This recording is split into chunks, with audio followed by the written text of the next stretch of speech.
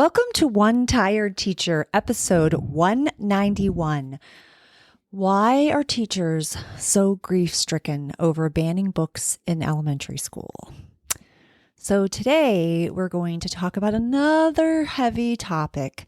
I will admit that last week on episode 190, I was really struggling. I was really upset. I was very frustrated, and I felt like it was important to talk about it. And when I created this podcast like 4 years ago, it's been a really long time now, I wanted to be able to talk about some of the trials of teaching. I also wanted to talk about the treasures. I wanted to talk about the good things. I wanted to be supportive. I wanted to offer tips and advice and strategies and, helpful motivation, because it's a hard job. It can be such a hard job. And I thought it was really important to be able to speak to teachers, because I have been in education since 1997, and I feel so passionate about kids and learning and teachers and being empowered and feeling good about the things that we're doing in classrooms. And sometimes I don't think what we're doing is good. And I get really frustrated with what is happening, and which is one of the reasons that I left teaching, as many of you know. And I left teaching. I left the classroom. It's been quite a while now. And I moved into some different roles inside of the school system for a bit, and was a student support specialist and media specialist. Then I resigned completely. And I was so certain that I was finished, that I pulled out my retirement. I completely quit. Which was pretty massive. And then I went back. I healed a little. I spent 2 years working on creating materials for teachers and courses and things like that. And then I went back and I was a student support specialist again. And then I was a media specialist again. And then I left again because I was once again, disappointed and discouraged in the things that we prioritize. I felt like we prioritized testing. I felt like we prioritized one way of thinking, one way of learning. I felt that we didn't celebrate students' differences, their different ways of thinking, their different ways of living and being. I felt like we weren't prioritizing the love of reading and the love of learning. And I also felt kind of bullied by my assistant principal and some of the people in my school. And so I was pretty heartbroken. And I wasn't as heartbroken at the first time. The first time was like major grief. The second time, I feel like I could have continued in that role for a while as the media specialist, because what I was doing was working, and kids were excited, and kids were reading, and kids wanted to be in there. And I felt like I was making an impact in this way that was not necessarily recognized, but I didn't care about that. I cared about the kids being happy. But that was just not good enough, or that was not important enough for the admin. And that's really upsetting and sad. And so anyway, I felt like it was important to have a voice, to give teachers a voice who felt like they often needed to be silenced or quiet. And I think we feel that way as teachers. We're afraid to get in trouble. We're afraid to go against the grain. We tend to be rule followers. We tend to, want to do what's right. And it sometimes isn't always right. And so that's frustrating. So today, this is like the longest intro ever.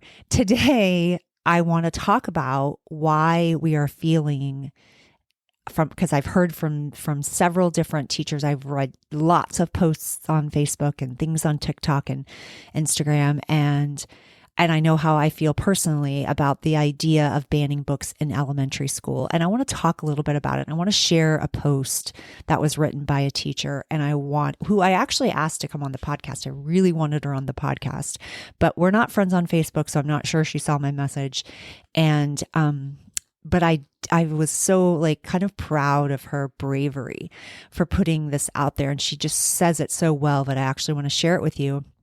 And I want to talk a little bit about it. I wish I could talk to her personally, but I want to talk to you a little bit about it because I feel like it's so important. It's so necessary. And I feel like these kind of conversations need to be occurring more, and they need to be shared with parents, and we need to be shouting these things from the rooftop, because I think this is really a dangerous place that we're in when we're banning things from classrooms and not allowing all students to have access to information and learning. And I think it's a scary time. So I hope you stick around. Welcome to One Tired Teacher. And even though she may need a nap, this teacher is ready to wake up and speak her truth about the trials and treasures of teaching. Here she is, wide awake. Wait, she's not asleep right now, is she? She is awake, right? Okay. From Trina Debery Teaching and Learning, your host, Trina Debery. Hey, so before we get started, I do want to tell you that I know that oftentimes teachers, they kind of feel alone, because especially after the last couple of years where there's been a lot of criticism, there's been a lack of empathy, a lack of understanding, it almost feels like for a little while when the pandemic first occurred, like we realized how much we needed teachers because parents were all of a sudden having to teach their kids at home. And it was like, it ended up being a lot for them and they felt overwhelmed and they were like, oh, thank goodness for teachers. That lasted for like 2 seconds. And then it was like, oh, we just need them to be back in school and they're such complainers and these teachers don't want to be in there, and which was so stupid and ridiculous. And then they, got mad at us because we didn't want to be glorified babysitters, essentially. And that felt like that was the most important aspect, was making sure that we had full-time babysitters in the classrooms. And we didn't care about their health. We didn't care about their well-being. We didn't care about a lot of those things. And it was upsetting. And so it still continues to be that way. And then also recently I had this conversation with my hairdresser, who I love, but we have very different thoughts on the world. And one of the things she was talking about was having a client who had spoken to a kindergarten teacher that had spoken to their student about something that she didn't feel like was appropriate. And I felt like instantly defensive, because I'm like, first of all, how rare is that? And then secondly, we want to be a safe space for kids. So when they talk to us about hard things, we want to be able to be there for them. And we've been asked to do so many different jobs and wear so many different hats. And then all of a sudden, when it doesn't feel appropriate to others, they get mad and they want us to report students on various things. And I'm like, we can't tell kids to come to us with like scary things and then have kids know that we can report them at any moment if it's something that society deems is inappropriate. So that's confusing. That's a confusing message to send to students. It's a confusing message to send to teachers, and it really puts us in a difficult situation. I also want to say that the majority of teachers, especially in the elementary school level, and that's what I'm talking to. I'm not talking about high school. I'm not talking about college. I'm not even talking about middle school. I'm talking about elementary school.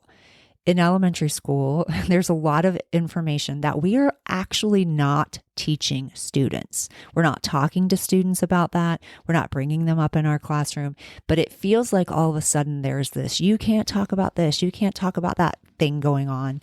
And like we're sitting there having these inappropriate conversations, and it's just so frustrating. It's really a frustrating situation. So what has happened recently in a variety of states, one of which is the state that I live in, Florida, is we're deciding that some books are not appropriate and we don't want them to be in the classroom. So instead of finding the few books that are on this banned book list, which again, like some of the books that are on the banned book list, especially at the high school level, I will say that really quick about high school, were books that we had to read in high school. So I'm like, that doesn't make sense. So it's so stupid. So anyway, Um, instead of taking those out, they want teachers to create these spreadsheets of books and list every book they have in their classroom and determine if it's an appropriate title. Well, first of all, what a waste of time. Whose time are they taking for this?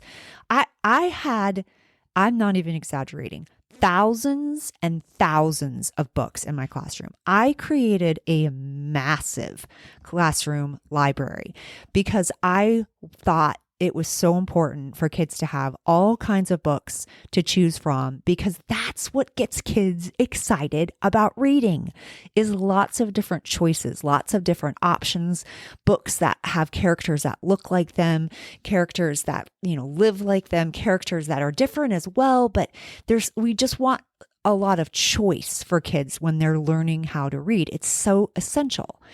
And to turn around and say, I'm going to have to put in a spreadsheet every single book that I have in my classroom would have taken months. It's just such an unrealistic, outrageous, ridiculous waste of time. Those are the kinds of tedious tasks that people think don't seem like a big deal, that are such a big deal and so ridiculous. And I also ask, first of all, how many books are at the elementary level that are considered inappropriate? I don't even think the list is very long. Why can't we just look for those few books and get them out of there? That doesn't, it's again, not trusting the educator, which is infuriating. All right. I want to share this post because I think this teacher said it so well that I feel like she hit on points that are so important to share and so well. And I reposted it. I shared it on my personal Facebook account. And I definitely feel like this is despicable. It's dangerous and it's disturbing on so many levels.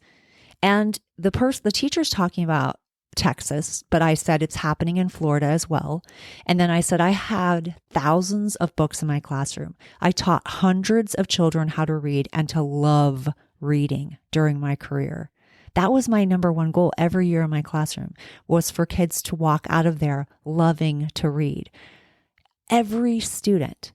It was a personal goal. And I even had a kid one year that told me that they hated reading. I met her in kindergarten and I knew I was destined to have her. And I did 2 years later.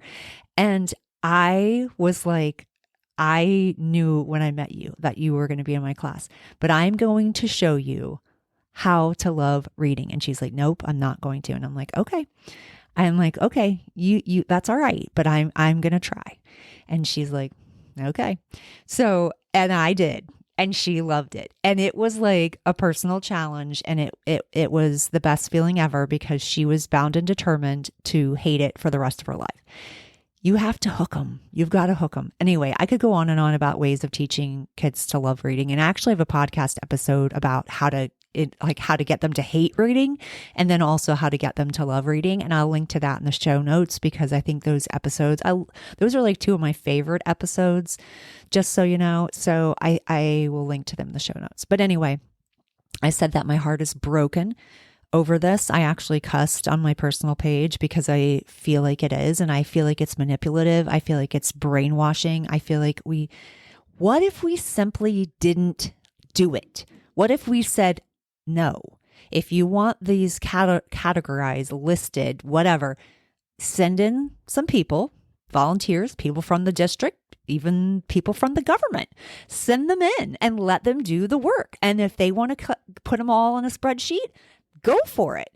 But I'm not doing that. What if we all said no? The thing is that we use fear and manipulation to scare the hell out of teachers, so they feel like if they don't do it, they're going to be strung up and hung. That's what it feels like.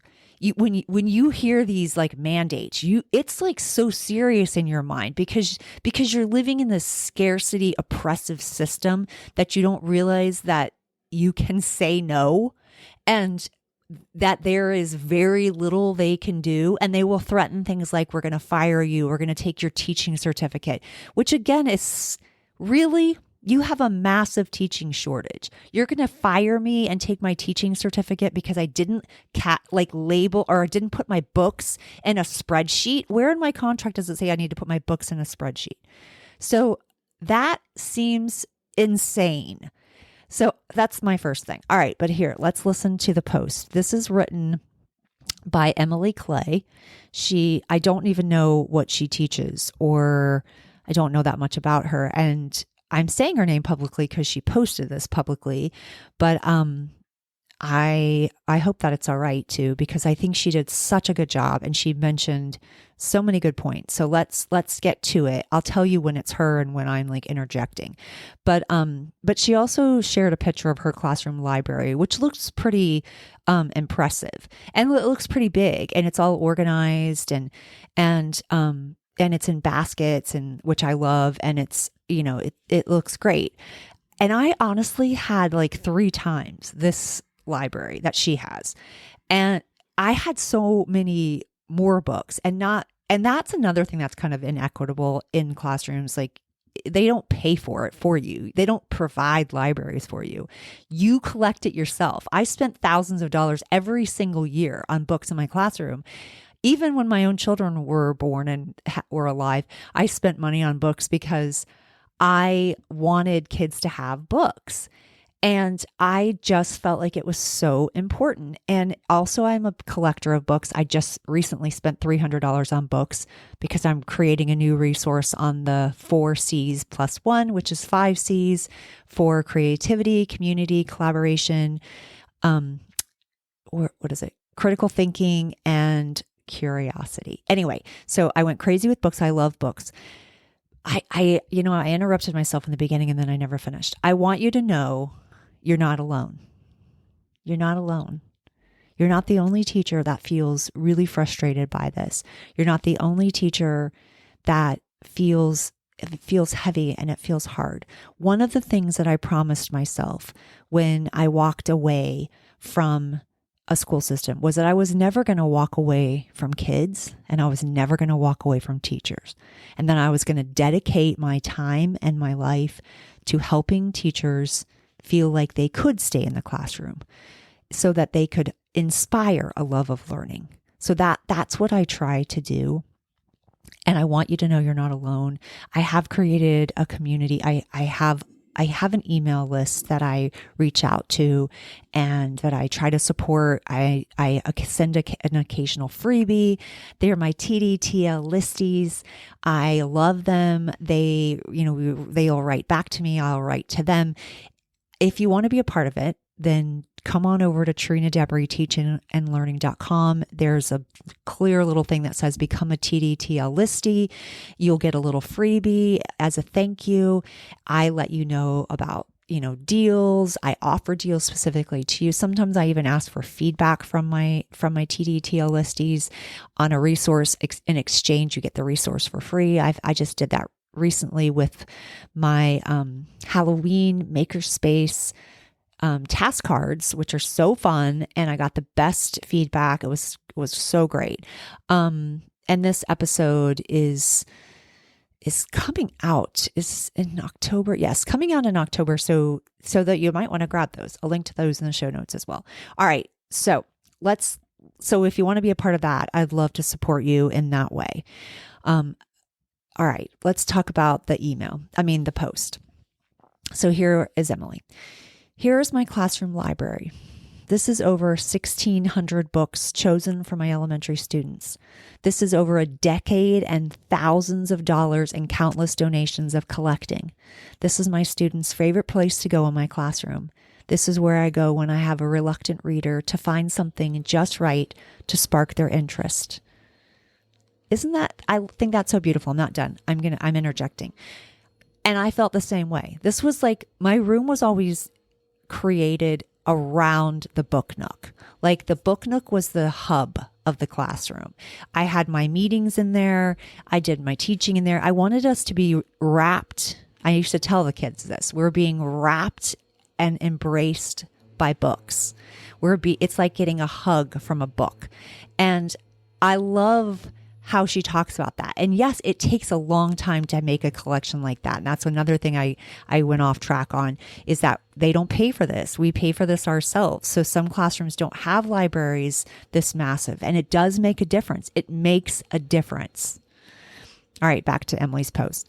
According to the state of Texas, this is dangerous.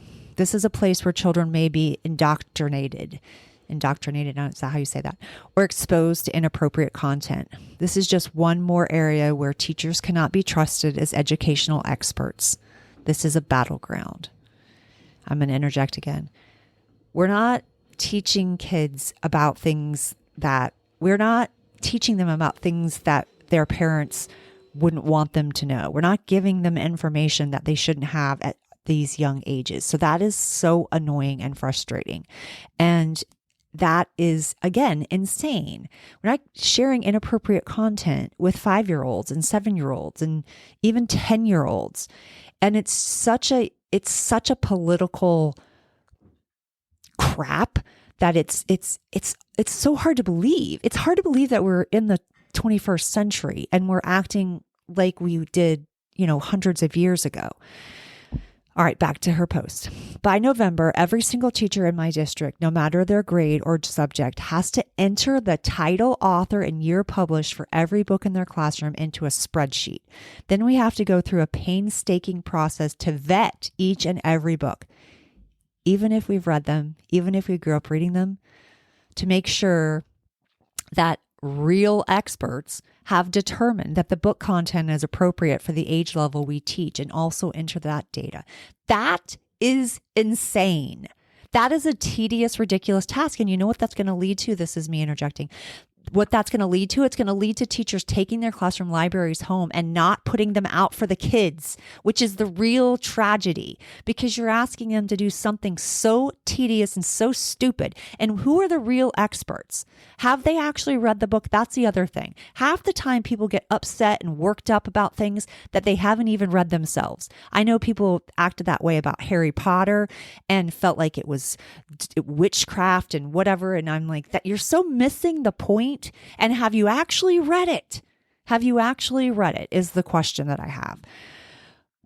Okay, back to the post. Over the summer, I took every one of these books home and scanned them into my own library system. All I had to do was scan the barcode on the back. This process alone took me over 6 hours. With this new process, each book alone will take a few minutes. So what am I going to do? First of all, that's massive that she did that into her own classroom library. That's massive. It's just and first of all, you have to have a scanner, unless I guess maybe you're using your phone, but that's a lot of work. And what is the point of that? Maybe in her case, she wanted to keep track of the books that she had. I was always just knew that every year I was going to lose some, and that's just the way it went. It was just part of the deal for me. I don't know why I would ever need to have a list of every single book that I had. But if somebody feels that's necessary. So she's a little bit ahead of the game. However, the fact is that this is ridiculous. This is stupid. So what is she going to do now? So what am I going to do? I already don't have on contract time to do all the things we are required to do. What I'm going to do is box up every one of these books and put them away. And these shelves will be bare. I won't be the only one putting away all of my books. Classrooms across Texas will be bare of libraries because of this. I'm interjecting again. This is heartbreaking. This is so heartbreaking. I think I told you about my friend who's a media specialist, and they came in and ripped down her makerspace basically so they could hang a stupid TV. And they were like, we need to hang this immediately. And then they haven't yet. And it's been weeks and the walls are bare and the kids don't understand. That's the problem. The kids don't understand. They're like, where are the books? It's like the Lorax. Where are the trees? That's what it reminds me of. What are we thinking? What are we thinking that we're not going to have kids? They're not going to have books. They're going to have books in the classroom. Do you know what it looks like in a classroom? When I was the media specialist in my last school, there was a teacher that came in, a brand new teacher. She didn't have books yet. There was no books for the kids. I had so many extra books of my own and I'd already given my classroom library away the first time I quit. I gave my whole entire classroom library to a new teacher. It was like she hit the jackpot. I'm not even kidding. It was thousands of dollars. And she had books like galore.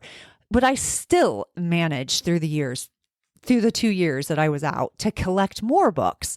And so I had a plethora of books. Well, I brought them to the media center to share, and also to use as, like, if kids repeatedly didn't return their book and they forgot every single week, I did put them on like a system of, you can check out from this cart, which was my own personal books, and then some donations and things like that, so that they didn't walk away without a book. But I also had to teach them that they can't shop from the regular library because they need to be accountable for their book, Anyway, so I had plenty. So I put a whole cart together and took it to her classroom so that she could have some books. Now, she used it for a long time, and then she started getting her own books, and she returned it. And I'm like, you don't even need to return it. You can keep it for the whole entire year. In fact, you can keep some of the books completely. Just keep them, because I wanted to help her build up her library. And that's what we should be doing. Anyway, so this is what Emily says. I ugly cried this morning. One of my favorite things about my job is getting emails from parents telling me how enthusiastically their child is now reading at home. I'm sure she was so heartbroken. It is like a grief. It's a grief that we feel when we lose something so precious. This would be the breaking point for me. If I hadn't already quit, I would quit right now. There's no way. That was my favorite part of being a teacher. There was two things. I loved the light bulb moments, and I loved read alouds. I loved reading to the kids. I loved getting them excited about reading. I loved introducing them to new characters, different voices. It was like the actor part in me came out, and it was so fun. And it meant so much to the kids. Back to Emily, how are kids going to learn to love to read if they can't hold books in their hands? Putting barriers between kids and books is one of the worst things I can think of. And here's the real kicker. They already have the world at their fingertips. They can find any illicit material they want on the smartphones and tablets that they are parked in front of constantly. So true. Next part is so, so true. Sure, there are some vigilant parents who make sure their children are never exposed to anything that they don't want them to see. And while these parents could have chosen to take their kids to the public libraries themselves and choose books they deem appropriate, instead, they chose to raise up their voices against teachers like me and decide that everyone's child should be restricted. Every child should have to live up to whatever standards they have chosen for their own children. They've made it clear they think we're all in the profession to tarnish and brainwash their children. This tiny minority of people are the ones who are making things like this happen. And just like with everything else in our underfunded, underrespected, overworked, underpaid, understaffed industry, we're probably all going to roll over and take it. It's so true. It's so true. It feels like the loudest people get what they want. And it surely cannot be the majority of people that feel this way. And if it is, why are we not changing a system? And are there things that can be changed? Yes. Are there teachers that are not doing what they're supposed to? Absolutely. But let's focus on that, getting them out and allowing the rest of the people to be trusted and nurtured and valued and paid. And then Emily goes on and says, and that part was me, by the way. And Emily says, and more teachers will continue to quit. And she goes on to say, I love my students. I would never put anything in my classroom library that I thought might expose them to something inappropriate or too mature. I know I can get parent volunteers to come in and donate their time to help me catalog my extensive collection. But what I'm really mourning is the absolute lack of trust in highly trained educators who have poured their souls into this profession and the children of people who believe we're indoctrinating them. How much more of this can we withstand? It's heartbreaking. It's so unbelievably heartbreaking. It's just, It really is. It's shocking. It's shocking that we are trusted so little. It's shocking that we would do something so detrimental to students. It really is. And then I had a few comments from people that I thought were interesting. And one person I know, she's like, this is all very sad for today's children, but also for future generations. These unreasonable processes discourage amazing people like yourself from pursuing a career in education.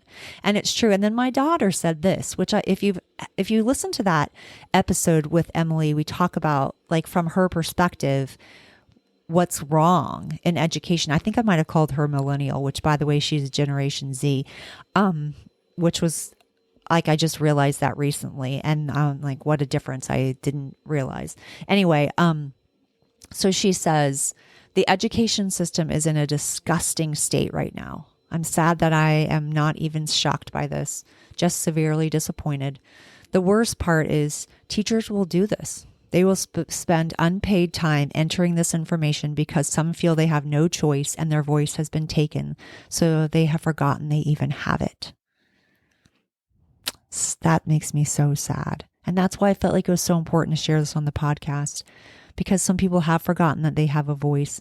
They do have a voice. We do have a voice. We could collectively say no to this.